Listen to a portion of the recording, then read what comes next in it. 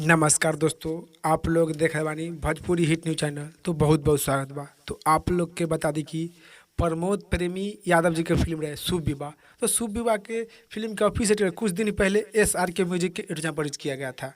तो इस शुभ विवाह फिल्म की आज पहला गाना जो कि SRK म्यूजिक के एडिशन पर किया गया है, आज सुबह सुबह जो कि करीब 6:30 में SRK म्यूजिक के एडिशन पर शुभ विवाह के पहला गाना ऑडियो सॉन्ग रिलीज किया गया है। तो आप लोग भी प्रमोद प्रेमी यादव जी के फैन बानी तो आप लोग के बहुत ही खुशखबरी के बात बा कि प्रमोद प्रेम यादव जी के फिल्म शुभ विवाह के पहला गाना ऑडियो सॉन्ग आप लोग के बीच में रिलीज किया गया है, जो कि गाना के नाम और पोस्टर स्क्रीन पर देख सकते बानी। तो आप लोग भी जाई इसी वक्त इसी टाइम जाई SRK म्यूजिक के यूट्यूब पर और प्रमोद प्रेम यादव जी के फिल्म शुभ विवाह के पहला गाना सुनी और सुनो। कमेंट बॉक्स में बताई कि आप लोग के सुनने में कैसा लगल। आप लोग जाई सुनी और सुनकर कमेंट बॉक्स में बताएं।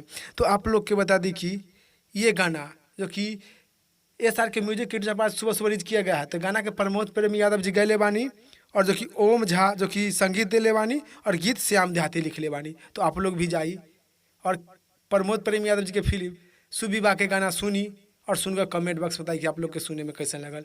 फिलहाल में इतने, फिर से मिलेंगे नेक्स्ट वीडियो में। जय हिंद, जय भोजपुरी।